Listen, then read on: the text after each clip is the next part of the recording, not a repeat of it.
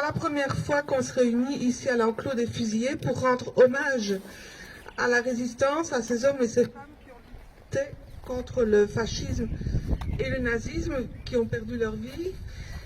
Et nous le mettons en lien, ce combat, avec notre résistance à nous aussi, notre devoir de résister contre ce que nous considérons comme illégitime, la détention de personnes simplement parce qu'elles n'ont pas le bon titre de séjour.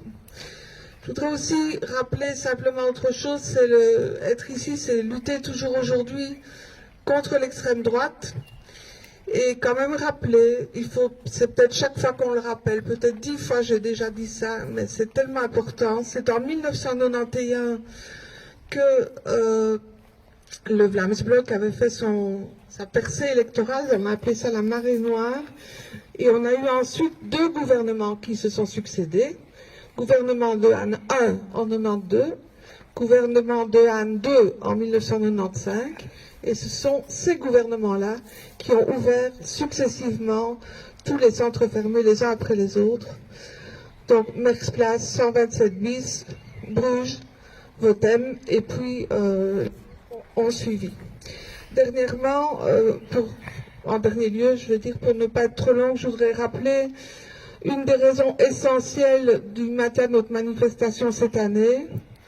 C'est évidemment, enfin il y a deux raisons. Il y a le contexte de la pandémie.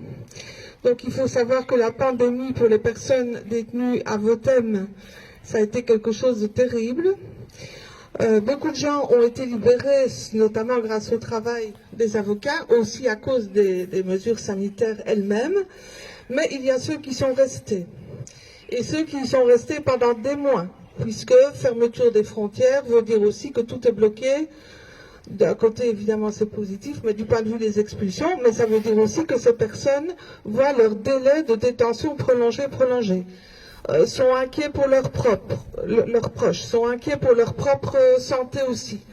Et donc, c'est quelque chose qu'on a vécu de très près, nous, au CRACP, avec nos permanences téléphoniques qui ont continué tout au long de la pandémie. Enfin, voilà, je pense qu'il faut rappeler quand même ce qui s'est passé avec l'accord de gouvernement Vivaldi. Donc il faut être vraiment très très clair de ce point de vue-là. Dans cet accord de gouvernement, ce qui est privilégié, c'est l'augmentation des éloignements, entre guillemets, soit par retour volontaire, on sait bien que ces retours volontaires sont sous pression, soit par une augmentation des expulsions.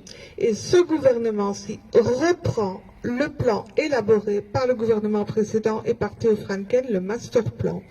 Le master plan, c'est 2 centres fermés supplémentaires. Le master plan, c'est arrivé, alors qu'on est pour le moment quasiment à 600 places en centre fermé, ce sera arrivé à 1000 places en centre fermé, ce sera arrivé à augmenter chaque année en conséquence le nombre d'expulsions. Et c'est dans l'accord du gouvernement Vivaldi. Et ça, on va continuer à se battre contre. Et d'autant plus qu'avec un répit ou la fin de la pandémie, quand les Belges vont se réjouir, vont peut-être pour certains repartir en vacances, on peut être sûr que les arrestations, les expulsions, elles repartiront de plus belle aussi. Merci.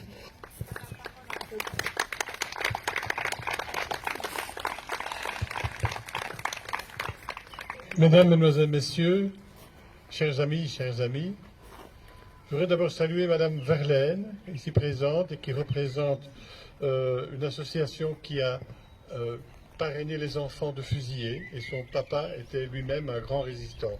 Je vous remercie d'être présent parmi nous. Vous le savez, ce 8 mai 2021, de nombreuses manifestations ont rappelé la fin de la Seconde Guerre mondiale.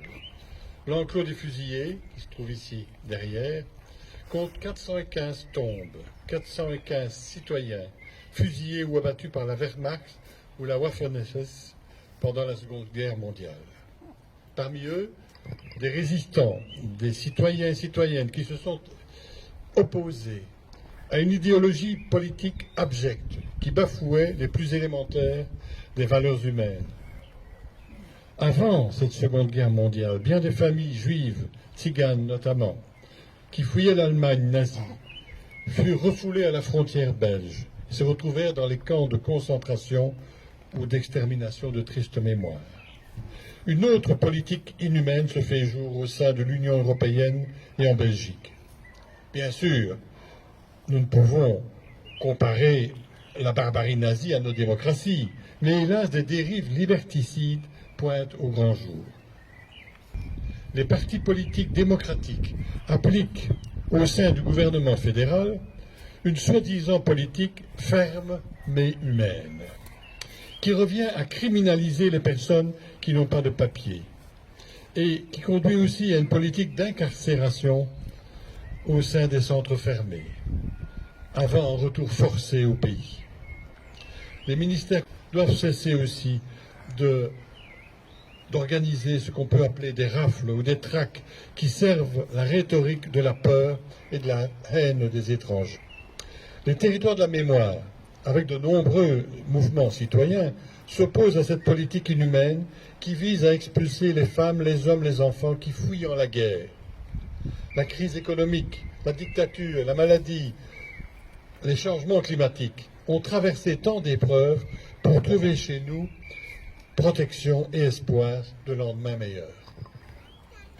Régulariser, c'est donner des droits aux sans-droits, c'est permettre enfin l'intégration de ces sans-papiers au sein de la société belge.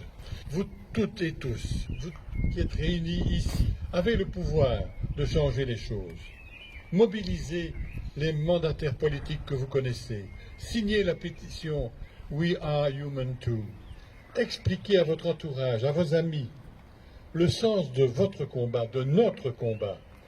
Nous devons gagner la bataille de l'opinion pour qu'enfin le monde politique se montre à la hauteur des enjeux de la défense des droits humains au niveau européen et belge.